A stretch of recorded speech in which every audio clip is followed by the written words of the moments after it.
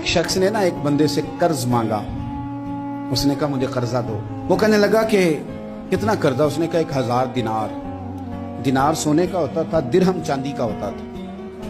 1000 دینار چاہیے. اس نے کہا کوئی گواہ ہے تیرے پاس؟ غریب کا گواہ بھی کوئی نہیں بنتا.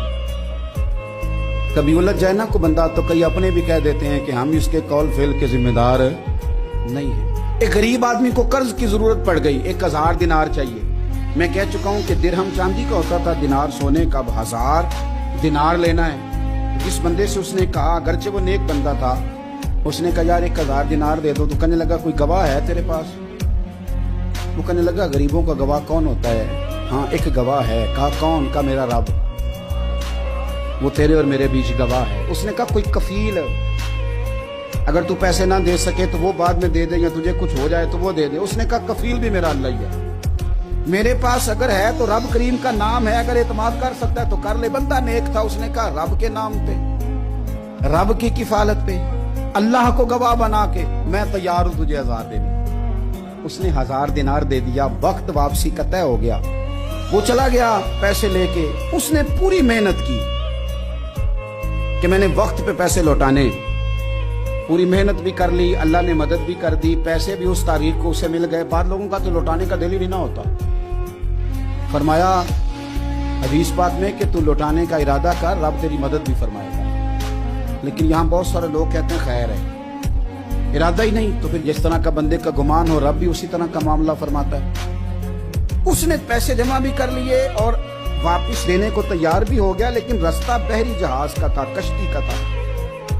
دریا کے رستے واپس آنا تھا. اب وہ جب آ گیا دریا کے کنارے تو بڑی کوشش کی، پر وہاں اسے کوئی کشتی نہیں ملی. وقت پہ پیسے لوٹانے ہیں، سفر کرنا ہے، اب سواری میسر نہیں ہے. سوچ سوچ کے پریشان تھا کہ میں نے تو اللہ کے نام پہ لیے. اچانک دل میں ایک تجویز آئی. اس نے ایک لکڑی لی، لکڑی کو اندر سے کھولا، 1000 دینار اس میں بھرا. بخاری پڑھ رہا ہوں. اور ساتھ ایک خط بھی لکھا کہ یار میں پیسے پہنچانا چاہتا تھا پر مجھے کوئی چیز نہیں ملی دریا کے اس پار آنے کی. اللہ کے نام پر تیری طرف روانہ کر رہا ہوں. اور یہ کہہ کہ وہ لکڑی دریا میں رکھ دی. وہ لکڑی ڈوب گئی ہے. واپس آ گیا. وہ جس نے پیسے لینے تھے وہ عین مقررہ وقت پر دریا کنارے آیا.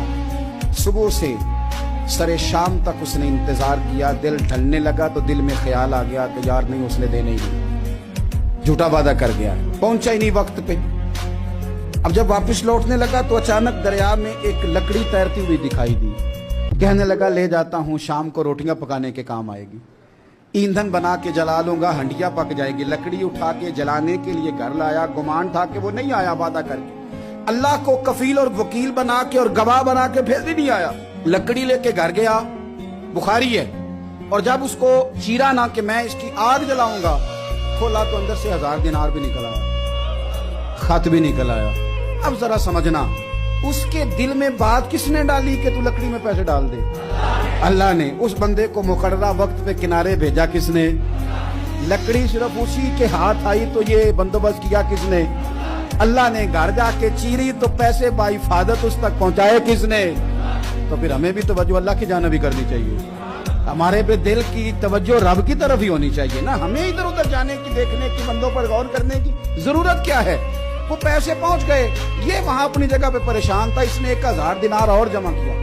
پھر دوبارہ ایک دن دریا کنارے آیا، کشتی مل گئی. بیٹھ کے اپنے اس بھائی کے پاس آیا. کہنے لگا دیکھنا مجھ پر بدگمان نہ ہونا، پیسے اس تاریخ کو بھی جمع کر لیے تھے. دریا پہ آیا تھا پر کشتی نہیں ملی تھی. پھر میں نے نا لکڑی میں ڈال کے خط ڈال کے تیری طرف بھیج بھی دیے تھے، لیکن آج میں پھر لے کے آ گیا ہوں. وہ کہنے لگا خوش ہو جا، جس رب کو تو نے میرا اور اپنا گواہ بنایا تھا اس رب نے میرے تک پہنچا بھی دیے ہیں.